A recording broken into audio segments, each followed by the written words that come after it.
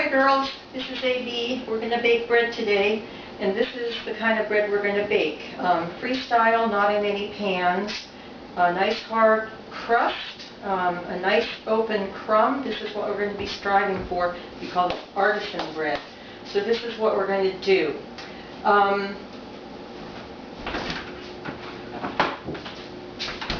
This is my starter that I refreshed last night. It was about the level of the rubber band, and it rose within a couple of hours. It doubled its volume. At that point, I put it inside the refrigerator, and now it's ready to use. So, anybody baking this kind of bread has to use a scale. Absolutely essential. So I'm going to put the stainless steel bowl on top of the scale and tare it or zero it out. I weigh everything in grams. So we're going to start out with 200 grams of refreshed starter, and if you wet your spoon, the starter comes out a little easier. Okay, this is 100% hydration starter. That means it's equal amounts by weight of flour and water. So this is 211 grams. That's close enough. So that would mean like 100 grams of water and 100 grams of flour, give or take.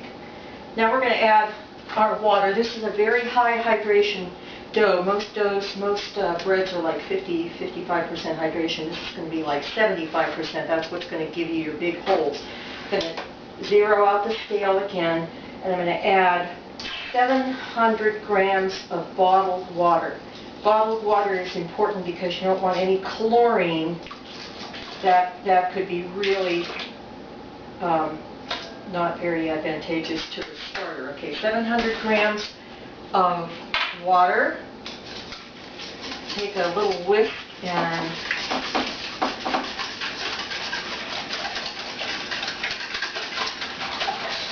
stir it up, mix it up until it's nice and foamy and frothy. Oops.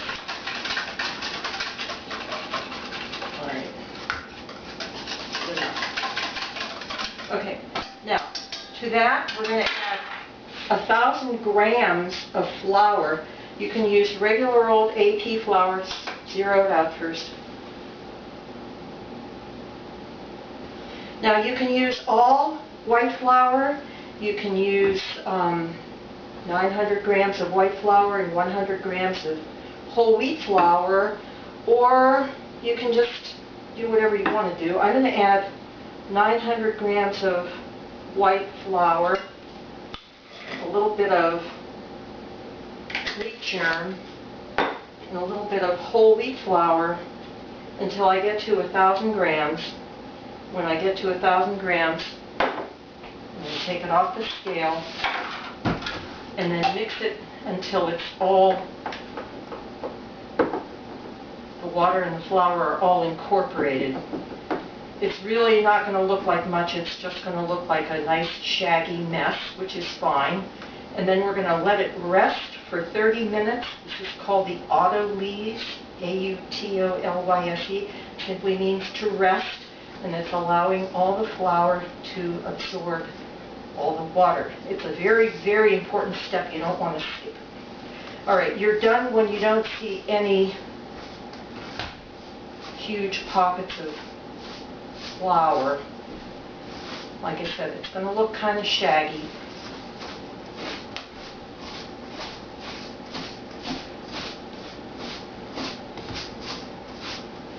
Okay, that's all we need. Cover it, and we'll see you in 30 minutes. Okay, fast forward 30 minutes. That's quick. Alright, I don't know if you can see it or not, but the dough has become more moist and more like what you would expect a dough to look like. So that's what the autolyse did, okay? Now what we're going to do is we're going to add the last 50 grams of liquid. I said this is a 75% hydration dough, so 75% liquid to 100% flour. My final 50 grams is actually a little bit of oil and a little bit of water. We like it that way. We just feel like the oil maybe gives a longer shelf life to this bread, even though it has quite a long shelf life as it is. Okay, and then 25 grams of salt. Okay, now what I'm going to do is just squeeze this together like this until all of the salt and the excess liquid is combined. And you might see it sort of pulling away a little bit as you squeeze. It's going to look like it's coming together, then it's going to start to pull apart like that.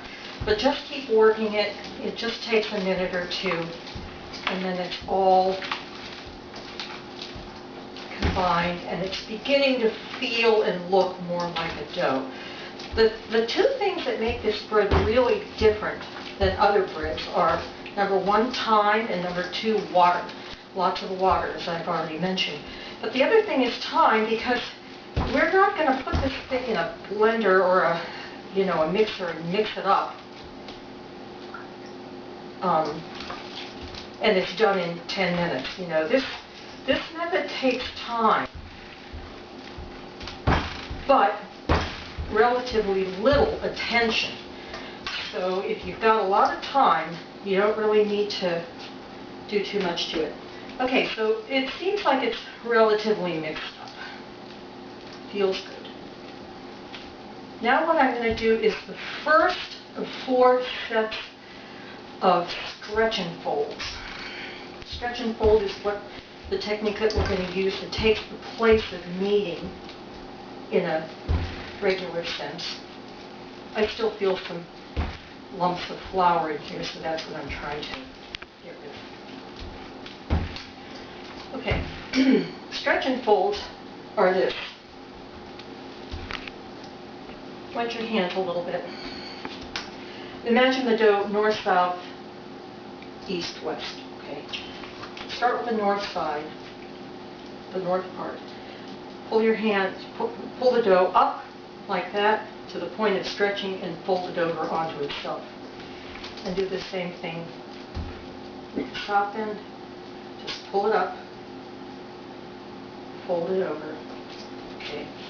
Same thing with the 2 side ends. Stretch it out, fold it over, stretch it out, fold it over. Okay. Now, you're not going to see a whole lot of difference right now, but we're going to do this another 3 times at half-hour intervals. By the time we're done, you're going to see a perfectly kneaded, nice, stretchy, springy dough. Okay, I'm just going to make that into a nice mound. Cover it again. It's going to relax out. We're going to do the same thing 3 more times. You'll see. Cover and ignore. Okay. All right. You saw me do the first stretch and fold, and I did the second and third ones off camera. So this is actually the 4th and the last stretch and fold that we're going to do before we let the dough rest for the last hour and a half, 2 hours. So, okay, wet hands, north end of the dough. It's now gotten a lot more extendable, and when you fold it over onto itself, you're really like starting to incorporate some air pockets into it. You'll notice that with each successive fold that you do, it becomes harder and harder to stretch the dough out. That's because you're already beginning to see some gluten development there, and that's a very good thing. So this 4th and final stretch and fold is really going to result in a nice, round, tighter package. You can see that it holds its shape now. It's not going to relax out so much as it did with the first 3 stretch and folds. Okay, that feels great. That feels nice and springy. And so we're going to cover it, and we're going to let it stay undisturbed for about maybe an hour and a half, 2 hours. And we'll be back. Okay, this has rested for a good 2 hours, so it's going to be still pretty wet, but it's going to come together pretty nicely. So what I'm going to do now is just put the flour on my surface, take the dough out, okay, and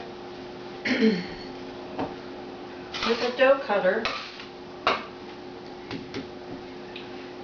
divide the dough in half.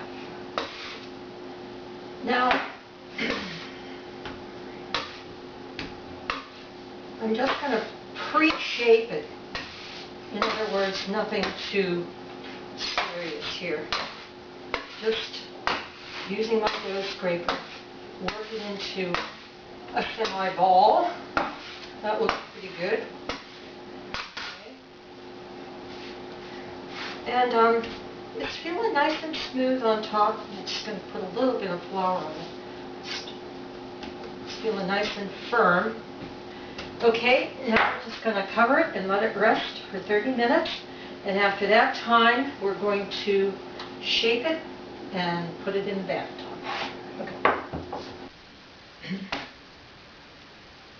Okay. Okay, half an hour later or so. These should not have spread out all flat like a pancake. They still should have some rounded edge to it. If they don't, it means it doesn't have enough structure and you're going to have to do another stretch and fold and wait another half hour. But these look pretty good. So I'm going to just add a little bit of flour again to the work surface, turn it over, and sort of flatten it out a little bit, okay? And a sort of another stretch and fold, but this time you're aiming at really making a nice, dense,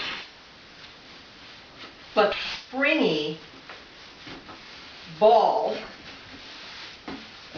And you can use your dough divider. This is a great tool, actually, it is, to give a lot of surface tension to the dough. And so pick it up, and we're going to put it in a banneton. I use a plastic banneton. You can use a colander, you can use a cane banneton, you can use whatever is going to help the dough hold its shape while it goes into its final rise. This is half all-purpose flour and half rice flour. Rice flour is like Teflon, nothing sticks to it. So, okay, the dough goes in upside down, cover it with all four corners of the towel, set it aside. Do the same thing with this guy. Okay. Form it into a nice taut package by doing that. And then sort of rolling it around until surface tension is really, really important if you want to give the dough enough structure so that it rises.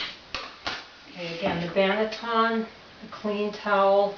I use the same towels for these bannetons all the time, so when I'm just done with them, I just dry them out and use them again. Okay. In this one goes, same thing. Okay. Plastic bag.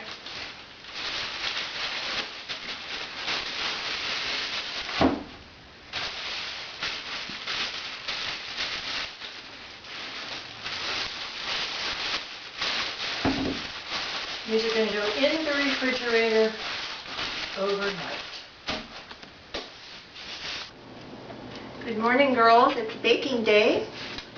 My oven's been heating up to 500 degrees, and inside are my baking vessels. I'm using clay, my rubber top that AC gave me, and my lovely Emile Henri, also clay. That's the reason I'm heating my vessels because if I were using stainless steel or something like that, I could go ahead and put the dough in a cold vessel and then stick it in the oven and then just add 20 minutes to the covered cooking time. But since I don't want to put these clay bakers into a hot oven, I'm just afraid that they would crack. So, all right, I've taken the dough out of the banneton. I'm just going to quickly plop it in there like that. Take my razor blade, that's a double-edged razor blade that's just been threaded through a coffee stirrer, and I'm just going to give this a couple of slashes like that, and put the lid back on. Next, because this rubber top is long, I'm just going to kind of, I don't know if you can see this or not, just going to sort of pull it a little bit to make it oblong, and then plop it in that way. Okay, just be very careful. And then again, slit. This I tend to do just one long slit down the side. Heavy gloves, heavy gloves. Again, if you were using a Le Creuset or a cast iron, you could be using room temperature vessels, and it would be a lot safer. But this is what we're doing with the clay. All right, into the oven. Lower the temperature to 450 degrees. Set the timer to 20 minutes. We're going to bake it 20 minutes covered, and then another 30 minutes uncovered for a total of 50 minutes. Okay, see you then. Okay. One.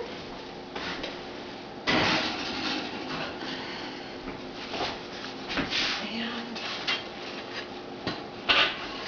two. Alrighty. Here's our bread girl. Okay, nice. And you actually should wait about 20 minutes, at least 20 minutes before you cut into them. Otherwise, they'll be all gummy and stuff. Anyway, that's the process. And I hope that it's helped you to kind of formulate in your mind what you do to get bread like this. These breads will last about a week, and once you cut into them, it's not going to stay crisp forever, but you can put them inside a plastic bag, keep them on the counter, and you'll have bread all week long. You can also freeze them, and they'll last months. A couple of thank yous. First of all, to UR, who did the filming for us, so thank you, UR. And also, I want to tell you that the technique that I use, the formula that I use to make this bread, came from this book. It's called Tartine Bread. Chad Robertson wrote it, and I really think he sort of revolutionized the way home bakers like me and you can get bakery quality bread with just a home oven. And so I highly recommend it. It really is worth every penny of it. It's got step-by-step illustrations. It describes his process in detail, and I really think it's a wonderful book. So have fun, and thanks for watching.